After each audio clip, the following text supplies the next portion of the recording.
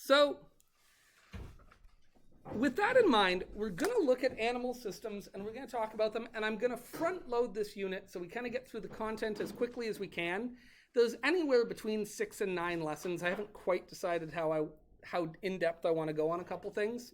And then after that, we are going to switch our focus to experimental stuff and do a bunch of lab work. And I think the lab work in this unit is really fun. And we have a really, really, really well-equipped lab for doing human physiology work. I think better than any other school in the DSBN. And then we've got a wider range of kind of dissection choices than anyone else in the DSBN has. I'm really excited. Did I talk yesterday about my plan for dissections? That I'm going to let you choose from sort of a menu of organisms to work on. So I think that's going to be really neat. I've never done that before, and I think it'll have a really cool kind of comparative thing to it. And then we'll do a little presentation piece where the different people who dissected different things, just very briefly, sort of show your classmates what it was like. And so I think that'll be cool. And if I didn't mention it yesterday, I'll mention it today. That, of course, includes a carve-out. If anyone objects to any of these things, if anyone has sort of concerns, ethical concerns about doing animal dissection work, I entirely respect that. Just come talk to me and we will find alternate work for you. No worries there. Okay. With that caveat so done, let's get going. Today we're going to talk about animals. What can you tell me about animals? What are some of their key characteristics? First of all, to what kingdom do they belong? Kingdom Animalia. Very good. Kingdom Animalia. And within Kingdom Animalia, what can we say about them? I'll give you one. They are living. What else can you tell me? Yeah, I'm not going to put that, though that's totally true. They come from different families, for sure. Definitely good. I'm not putting it just because there's a finite amount of space here, but these are good things, yep. Yeah, absolutely. There's a big box of them up here. Grab whatever you like, your flavor.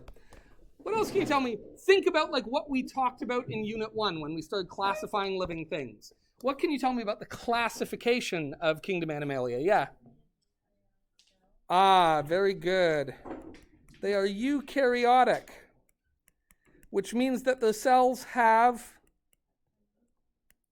nuclei. And what else do the cells have? Not just nuclei, and organelles. Very good.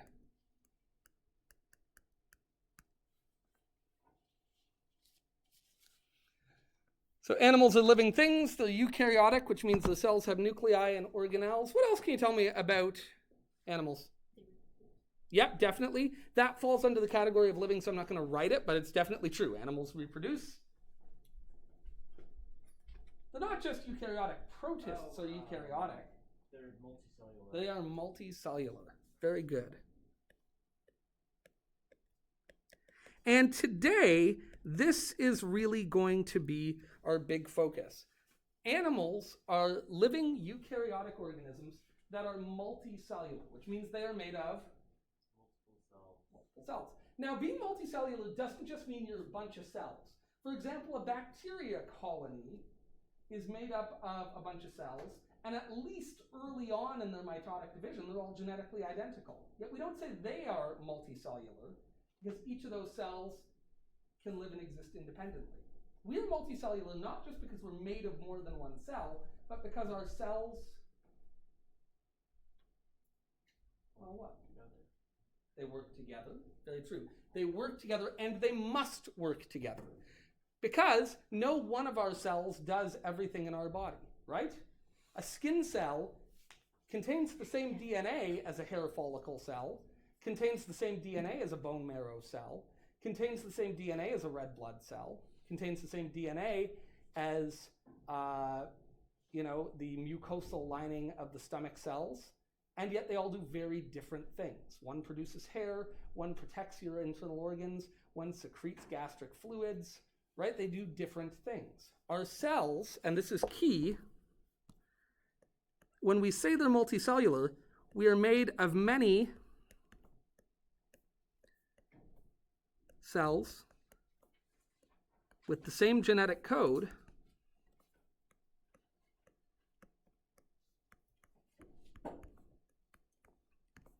but very different functions. All of your cells are you. Every cell inside a Ryan Marion, well, that's not true because you're full of bacteria as well, but all of the human cells inside of you are Ryan. They're made of you. They all have your DNA in its entirety, but they do different things. They have very different functions, which is to say that those cells are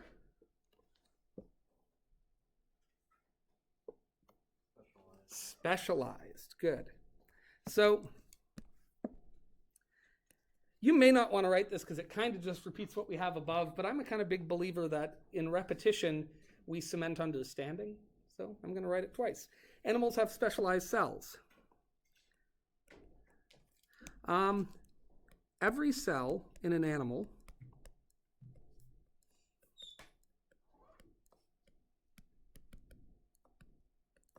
is the result of mitotic division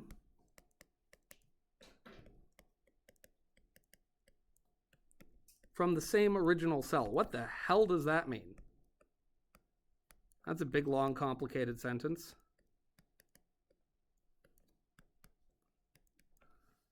What's that mean? That's wordy, right? Like that is wordy and it's kind of jargony. What does it mean? Yeah. That every cell is evolved from out itself via meiosis or meiotic. Ooh, good. Meiosis or mitosis? Which one is this saying?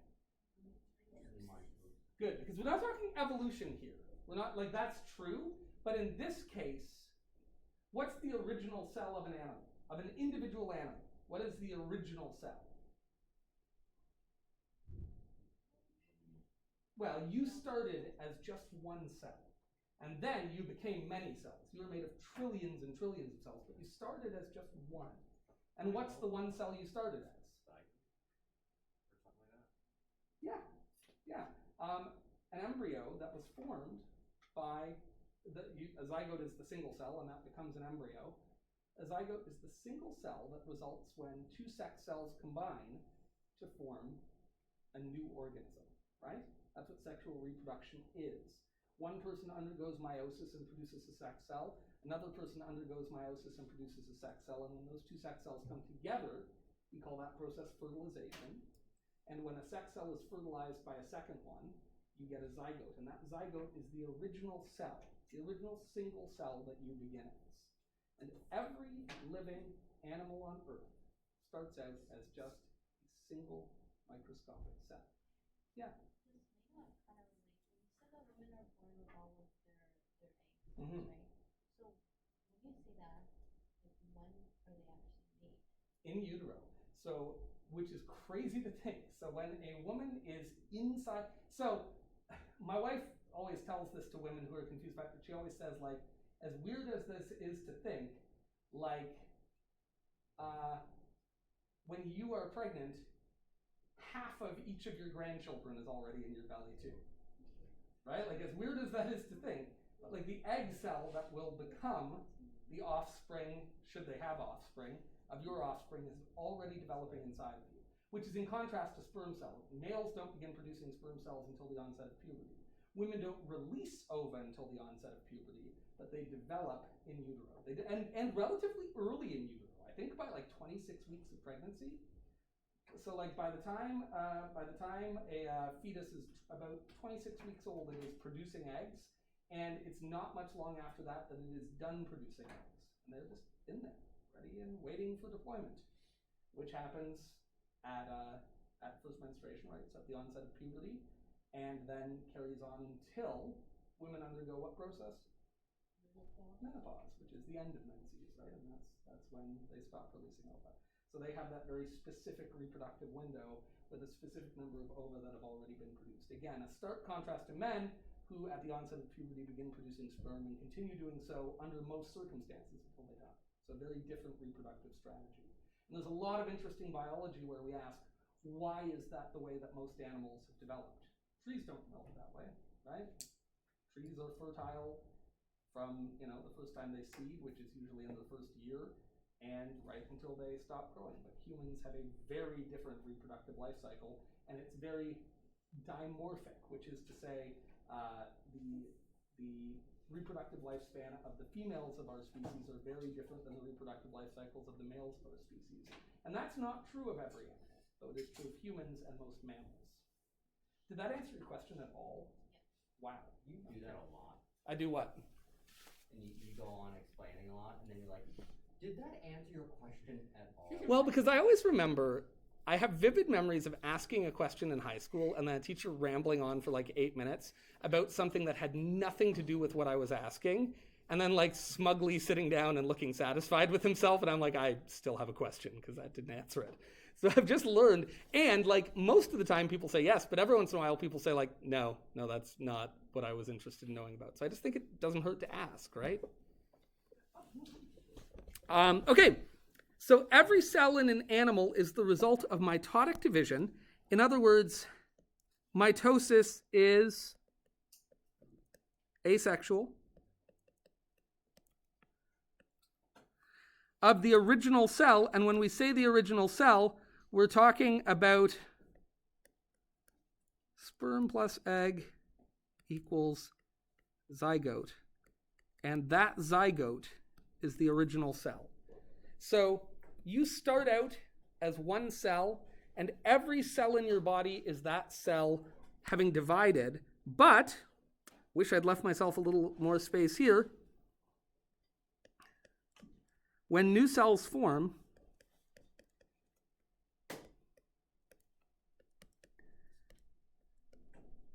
they can specialize. And when we say they specialize, what we mean is they can take on specific traits for specific functions. This is no different than the fact that, you're all in high school right now, but as you move out of high school and go to college, or university, or trade school, or take an apprenticeship, or enter the workforce, or choose to be a stay-at-home parent, or become a traveler, or become a vagrant, or mug people on the street corner for their lunch money, whatever you choose to do, you will have specialized. Does that make sense? You all start with the same basic education, and you take on specialized roles. And that's a good thing. I am glad that there's somebody out there who specializes in fixing cars because he can fix my car. But when you guys give me a brain aneurysm, I'm not going to go to him because that wouldn't be the appropriate specialist, right? I will go to my bartender. I will go. That's like a joke. But different people take different specialties and they do different roles. And if you even think about it, that even changes the physicality. If you picture in your head football player, and then you picture in your head chef, and then you picture in your head librarian, you are probably picturing 3 very different physicalities, I would imagine. Now, there's probably exceptions to that, but there's not a lot of 105-pound, 5'2" football players, certainly not linebackers, right? And when you picture somebody built like Dwayne "The Rock" Johnson, you probably aren't thinking librarian, though I'm sure they're out there, right? You imagine that our specialization includes different physical requirements, yeah. Are you saying that we couldn't give you a big enough brain aneurysm to go to a therapist? I go to a therapist. I don't go to a therapist because of you.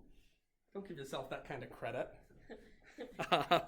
Anyway, moving on. I go to a therapist because of me. Let's keep these things in the proper order. So when it comes to specialization, that is true for all multicellular organisms. Plant cells specialize. Multicellular fungal cells specialize. But we're going to talk about animal cells. And animal cells are divided into 4 basic categories. There's 4 basic specialties that cells have. The first of which is, all animals have them, muscle cells. Very good. Orlando. Yep. Disease pose. What? I didn't hear what you said, and I'm glad.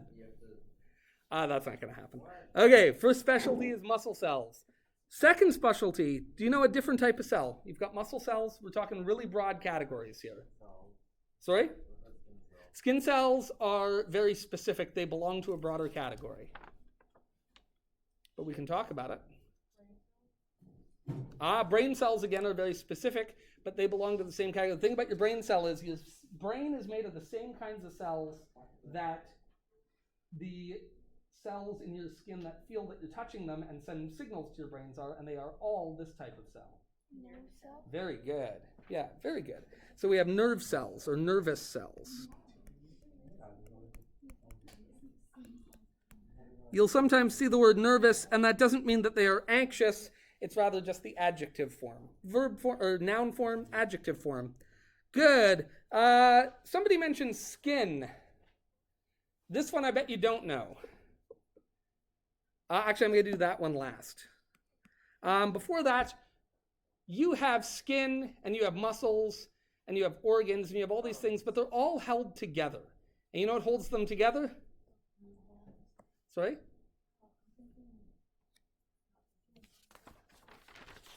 That's okay. You'll also hear the term tissue. Each of these, we haven't used the word tissue yet, but we'll get there. So we have muscle cells, muscle tissues, nerve cells, nerve tissue. Then what holds it all together? Connective cells. They're literally just meant to hold things in place, to keep them together. Don't worry, we're going to talk about each of these. And then the fourth one, of course, the obvious one, you're all yelling at me. You're all like, Orlando, don't forget. Okay. La la la la la la. Me. Ma. Epithelial cells. Hey, I got it. Oh. I got it. Look at me. All right. Epithelial. It's a strange word. It's a bit of a tongue twister. Epithelial cells. Epithelial cells, well, we'll talk about them in a minute, but they are, yeah, of course. Yep. You don't have to ask me that, by the way. So, let's talk about each of these in turn. If you go to the next page, you'll see that I had already written these down. Muscle cells. What do muscle cells do?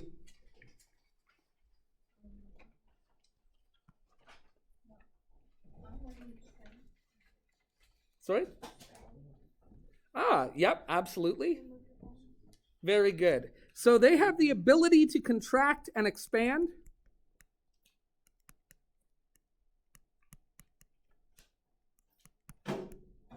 In grade 12, we learn about that process. It's a process called cross-bridge cycling. It's fascinating.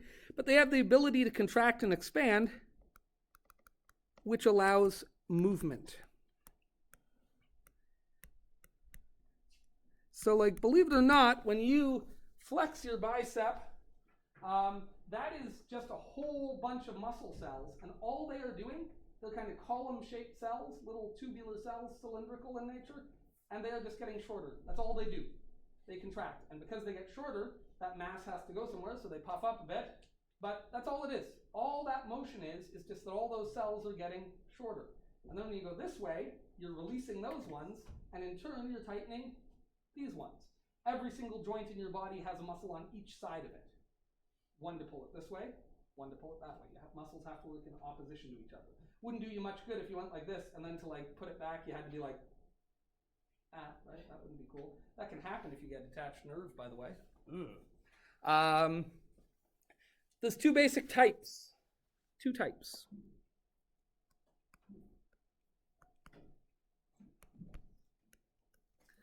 The first type is what we call skeletal. Sometimes you'll see the pronunciation skeletal, which I find obnoxious, but there it is. Skeletal or skeletal muscles. And they are attached to your... Yeah, and what do they do? Make up the skeleton? No, the bones make up your skeleton. They're connected to your skeleton. Why? Why do we have muscles connected to our skeleton? Yeah, they allow us to move our body. All right, the way you work is no different than if we were engineering a machine to work, where you have a rigid portion, the skeleton, and then things that pull on it. In our case, we use muscles, right? But if you're building a machine, if you look at how robots are built, they're basically rigid metal, and then they use wires or gears or something to cause those to articulate, to move, to pull on them. So in this case, we have skeletal muscles that move our bodies, but we also have what's called smooth muscle. Smooth muscle. Now that's not a very good descriptor, but it's so called because If you look at it under a microscope, the skeletal muscles look striated. They look like they have little stripes on them. And the smooth muscle, you'll be shocked to hear, under a microscope, they look smooth, yeah. And these are found in our organs. Who can give me an example of an organ that has a muscle in it? No, actually. Interesting choice, but your lungs have no muscle in them, which is interesting. Yeah, no muscle in your lungs whatsoever. Your lungs are just a big old sack. Your stomach's a great answer. Your stomach is cool. It's got 3 layers of muscle. It's got one that wraps around it this way, squeeze your stomach that way. And it's got another one that's wrapped around this way, so that squeezes it that way. And it's got one that's wrapped at an angle like that, so it squeezes it that way. And how your stomach breaks down food is by squeeze this way, squeeze that way, squeeze that way. And just repeat, repeat, repeat. Yeah, that's all your stomach is. And when you hear your stomach making noises, that's because your stomach is doing that. And sometimes if your stomach's empty and it's doing that, stuff sloshes around and makes gases come out and you get gross noises. But that's all it is. Yeah. What about heart? Heart is the biggest example. Your heart is a big, fist-sized muscle in your body that works nonstop. Think about your heart. You ever done something that doesn't seem strenuous but done it for a little bit of time? You ever do the thing where you just have to hold a weight out like this and see how long you can hold it? You can hold like a half-pound weight. Doesn't feel like anything. And after a couple minutes, it feels like a lot, right? Or even just a long day walking. Not running, not jogging, but just walking. You ever do like a 10-hour day walking and by the end of the day, you're like, oh my God, my feet are sore. Think about your poor heart.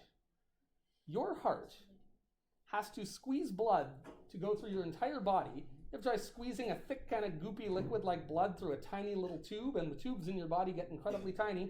It has to squeeze that incredibly hard, and it does this, depending on your heart rate, 50, 60, 70, 80 times a minute, so about once a second for 90 years, 100 years, in my case, 375 years. I'm kidding, I plan to die of a heart attack in my 70s, but then I plan to be a head in a jar on robot spider legs for many thousands of years, but no heart needed there. Anyway, I'm glad this is still being recorded. I don't know why I'm saying these things, I'm sorry. These lessons. I'm a little thing that Kyle did and take snippets of what I'm a little sleep deprived at the moment. But anyway, your heart, think about it. Imagine no human being has ever built a machine that can pump a viscous liquid through tiny tubes for 2 years without maintenance, 1 year without maintenance, right? I mean, all these machines constantly require repairs, maintenance, people to go in and fix them. They break down, they stop working. Your heart does an incredibly hard job.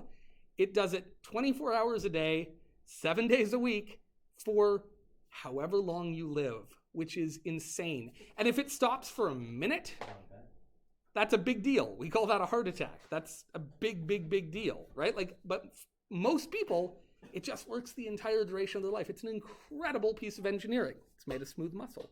What are nerve cells?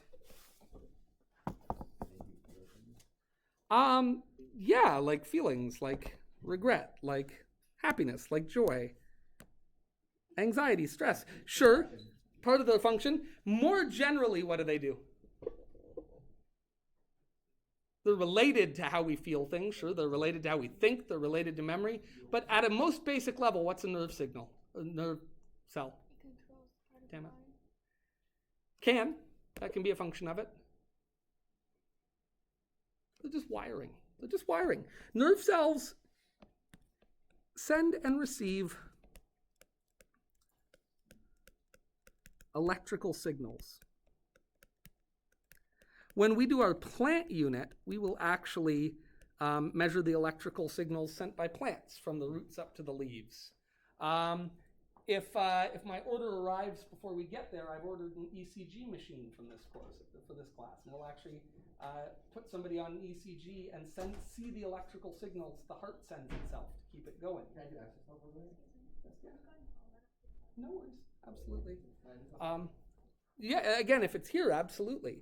So nerve cells send and receive electrical signals, and these are used by the body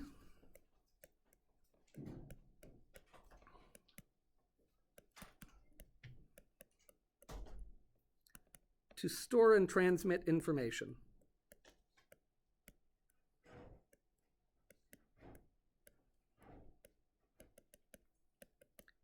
your nervous system is very literally a computer in the sense that it works on the exact same principle that our computers work, which is that we use electrical signals to serve as information. And that can be stored, it can be retrieved, and it can be transmitted.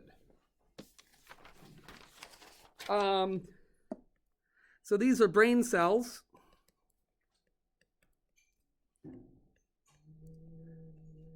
And nerve fibers are all nerve cells. I should say nervous. Get you used to seeing that in its adjectival form.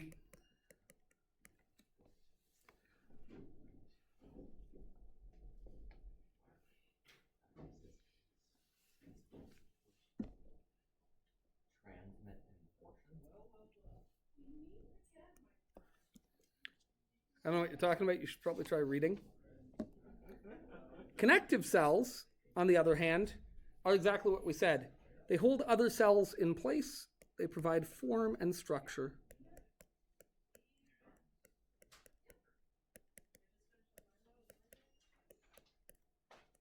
You should make a grammar board. Sorry? You should make a grammar board. I don't know what that means. A grammar board, like Mr. Calford.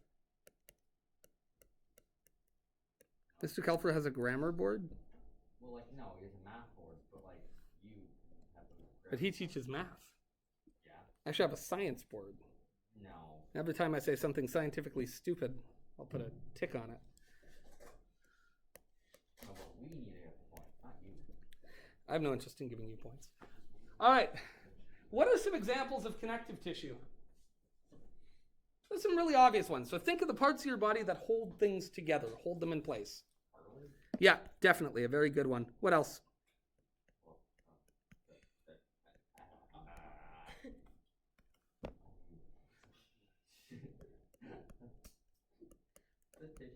Bone cells are connective, right? They're structural.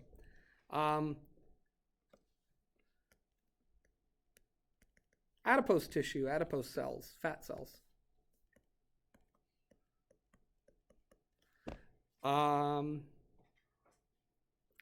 An interesting one that is always sort of up for debate, but officially classified, blood cells are considered to be structural. They're considered to be connective tissue. It's kind of weird. It's a weird one. Connecting anything, though? Yeah, they connect. I mean, here's the thing. The reason being they connect your lungs and your heart to every other cell in your body. So it's, Connect them. well, I mean, they do. They run through something that connects them. Okay, well, that's, yes, correct. They do. So wouldn't the thing that's connecting them be the thing that's connecting them, not the thing that runs through the thing that connects them? The answer is they both are. Well, And then that leads us to epithelial. What type of cell haven't we talked about yet? Epithelial cells are extremely important because the thing about cells is that they are pretty delicate, right? If you think about your heart muscle cells, you think about your brain cells, it is extremely important that these be protected. And epithelial cells are protective in nature.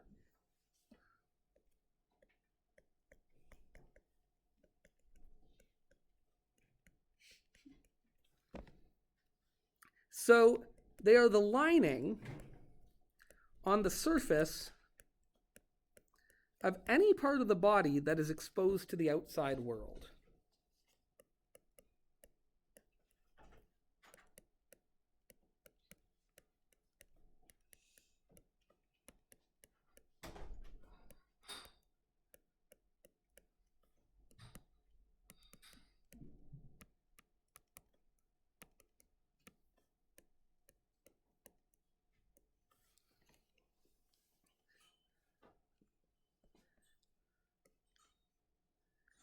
These are tough, they're durable, they're like me, they're tough, durable, and short-lived.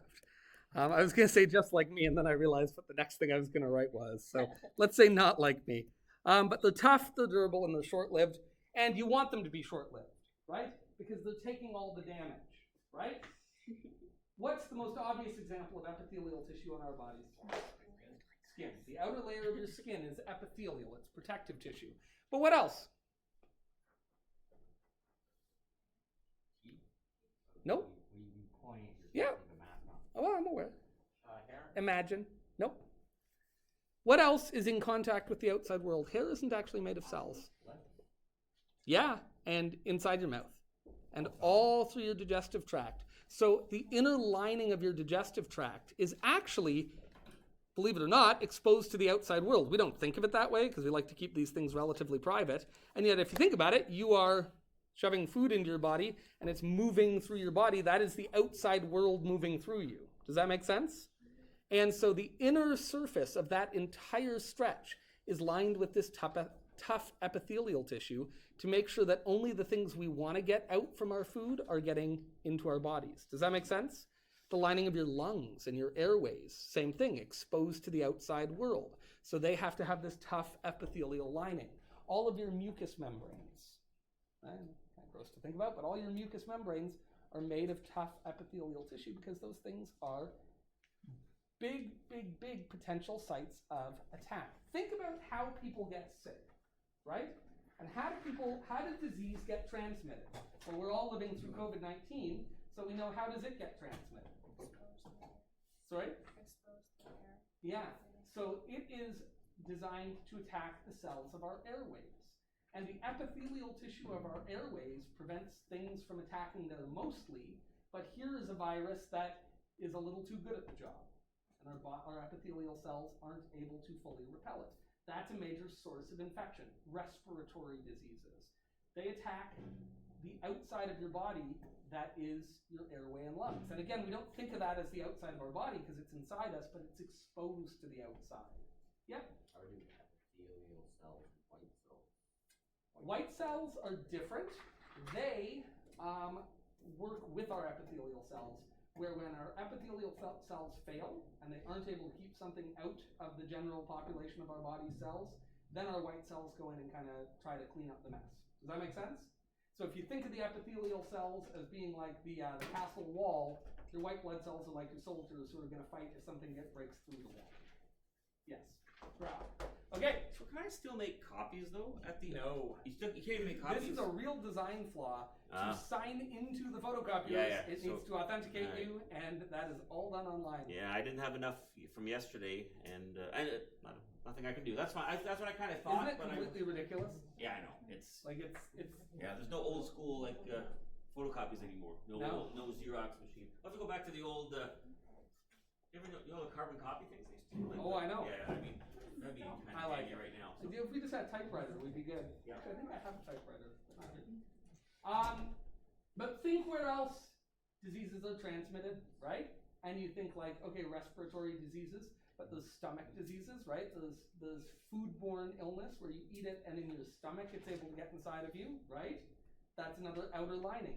Obviously, if you have an open cut, right? If your skin is broken, diseases pass that way. And then sexually, which is another set of mucous membranes on both male and female reproductive organs.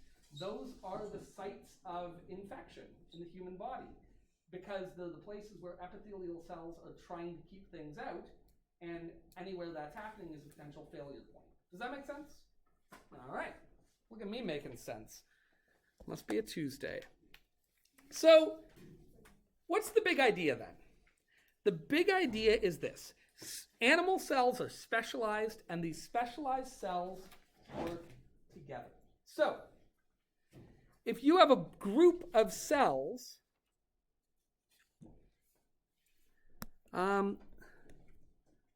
cells work together, and what do we call a group of cells working together? Does anyone know?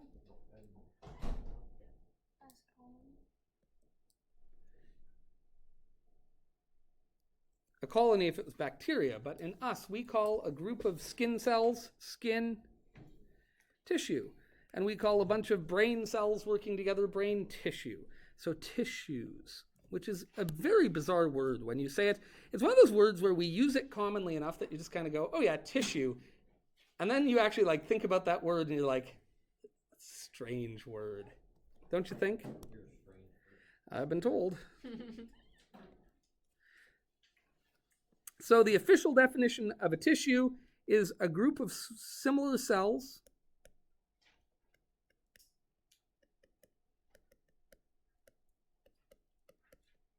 working together.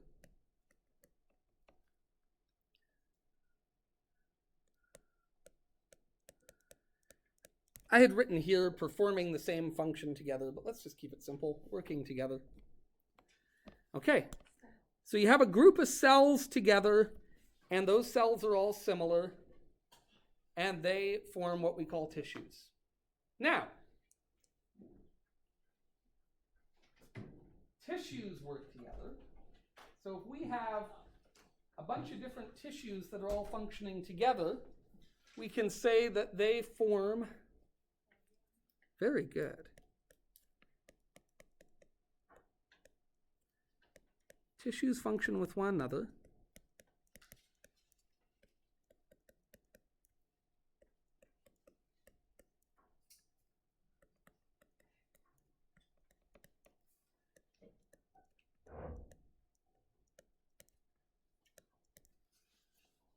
Which, if you think about it, makes sense. Like if you imagine the heart, which is an example somebody brought up earlier, the heart is primarily made of what type of tissue? Muscle. And yet, it has to have an outer lining, we call it the epicardium, and the pericardium to protect it. What kind of tissue do you think that is? Epithelial. It's got to have something connecting that pericardium to the muscle and to the other parts. That's going to be connective tissue. And then it has to have something telling it when to beat. And what kind of cell would that have to be? Nervous tissue, right? Your heart has built into it. And interestingly, your heart is the one organ that, well, that's not true, I was about to lie. Your heart is an example of an organ that is not controlled by your brain. There's actually no direct wiring from your brain to your heart. I mean, there is, but not in terms of telling it to beat. Its beat is managed internally. Your heart has its own little nervous center called the pacemaker. And when that fails, you may have to have it replaced with an electronic one that's built by people, an artificial pacemaker. Has anyone heard of that before? Does anyone have like a grandfather as a pacemaker? My grandfather had a pacemaker. And it controls the beat for you. Because if there's something wrong with the structure of your heart that doesn't allow it to beat properly, it used to be that would just kill you. But we live in amazing times when we can build a little device that you put in somebody with a battery and it will tell their heart to beat. But unlike nature's pacemaker, which routinely will work straight for 95 or 100 years, the ones we make have to be replaced intermittently because we can't make things that last that long. So tissues function with other tissues as organs. And organs, let's define those while we're at it. Groups of tissues that carry out specific functions.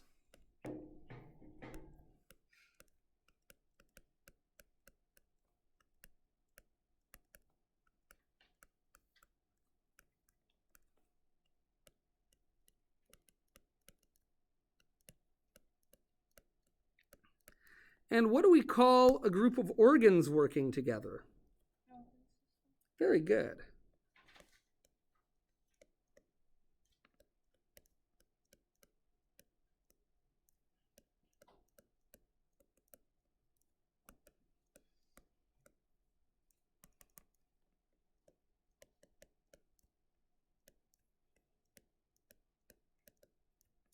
So your heart wouldn't be much good without lungs, because your heart's one of its primary functions is to carry oxygen around.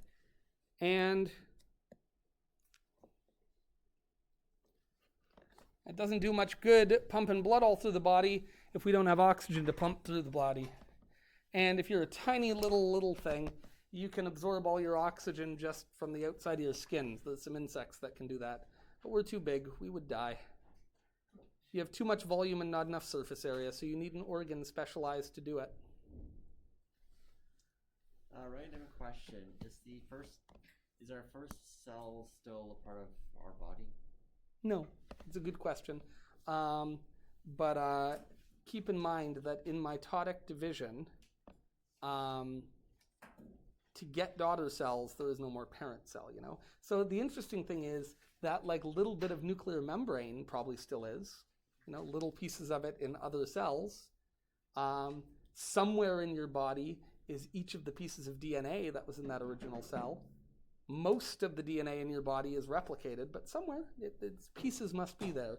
But there isn't one cell that is like, that was my original cell. It has divided and divided and divided. Okay. Yep. Good question. Yep. How did the Homo sapiens kill off all the other guys? Probably with like spears and rocks, but also through the much more mundane answer of like we likely as not also didn't kill them directly so much as we took their land that they were on, and instead of letting them have that food, we took that food. And then when there's scarce times, when you're on the good land with the good food, you survive, and the people who are on the crappy land with unstable food sources don't. And that's the more real mechanism. And that, by the way, I mean, continues to be a factor in how the world runs today, which is kind of sad to think about. But it is the case today that people who live in naturally fertile, abundant lands tend to be economically stable because their food sources are stable. And when that compounds after generation, they develop wealth and they become wealthy countries. And then eventually they invade other countries and use them as sources of labor. And you look at a place like Haiti, where, you know, amongst other things, the West decided that was a place where trees grew easily, so it was a source of lumber. So they just clear cut the whole country. I mean, literally the entire country. You can see it from space because Haiti exists on an island. Does anyone know what it's called? There's two countries on this island. Haiti on one side, and next to Haiti is Dominican Republic. Very good. The island itself is called Hispaniola. So Hispaniola, you can look at Google satellite imagery and you can see the border, because on the Haitian side, colonial interests came in and just clear cut, like just cut the entire country, which washed its soil away and things like that, right? And that contributes to long-term inequality. So it's easy, so then we look and say, well, you know, in a level playing field, why don't these countries compete? Why don't they have the same economy we do? Why can't they produce goods and ship them to market with the same efficiency we do, or even the neighbors in Dominican? And you go, well, every time there's a rainstorm, when you don't have a solid base of trees and roots, what happens to all your roads? They just wash right away. And I've spent a couple months in Haiti in my life, but when you're driving there and you want to go from one village to another, you literally have to drive through rivers, right? Because they build roads, and as fast as they can build them, they are washing away, right?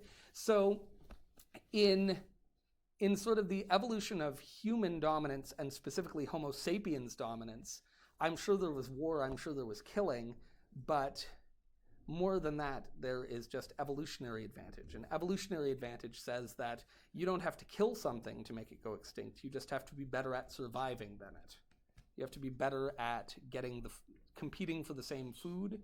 You have to be better at reproducing and occupying land and doing that. And then nature kind of takes care of the extinction for you. And that is, I mean, the human story. The thing that is fascinating about humans is everywhere they go, they repeat this. And it's not just with other humans.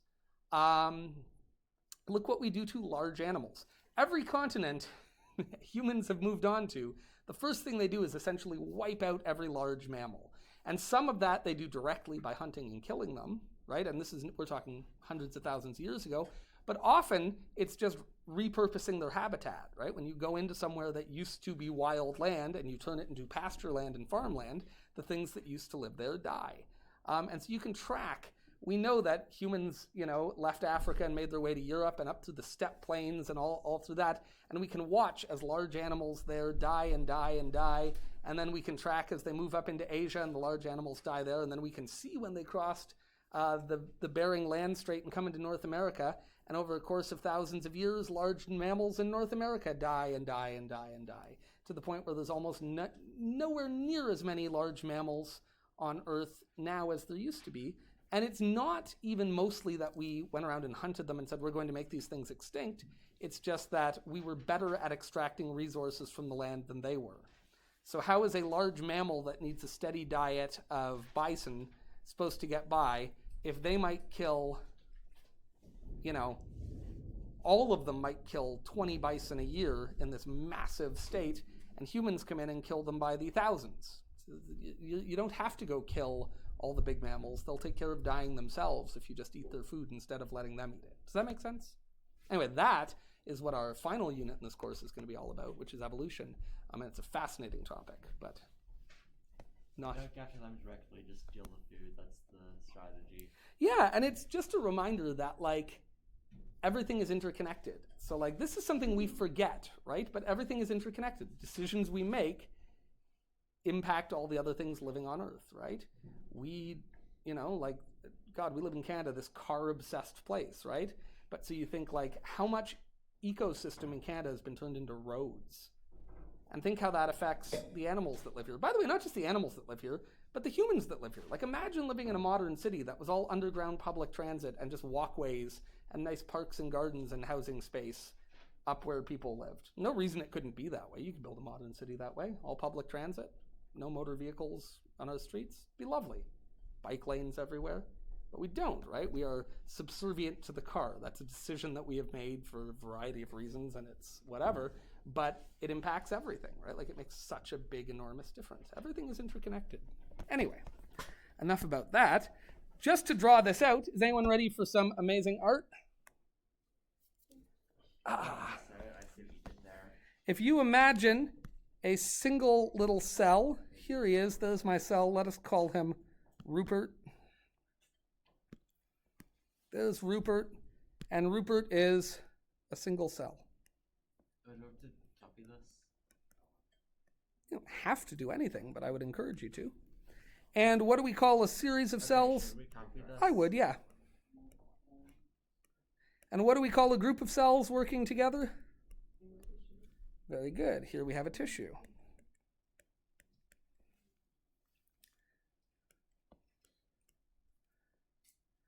Ooh, what organ do I want to try to draw?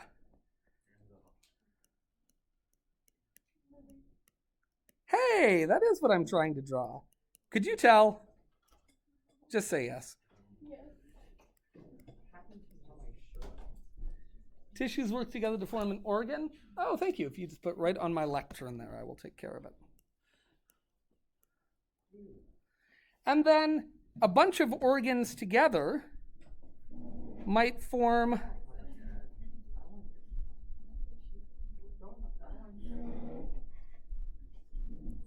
it occurs to me I should have drawn a stomach, but that's okay. I'm just gonna call an audible now.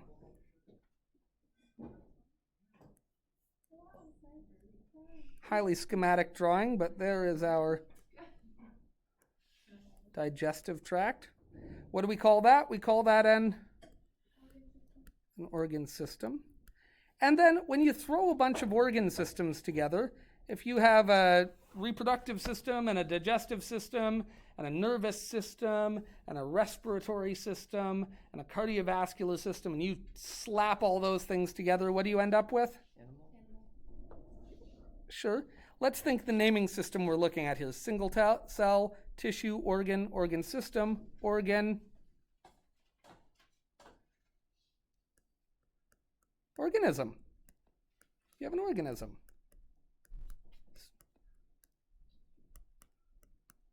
That is the worst looking organism I've ever seen, but here we are. No, you are. Oh. That seemed unkind, but okay. What? We'll move on. Now I'm sad. I was going to draw a smiley face. Yeah, that's how I feel. You hurt my feeling, Preston. That's fine.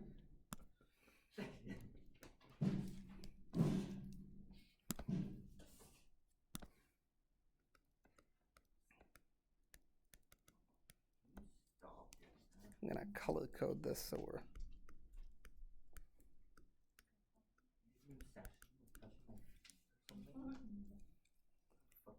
It would be nice if you two stopped saying that. You're making me uncomfortable. I would really like to not discuss anybody's fetishes for the duration of this class, all things being equal.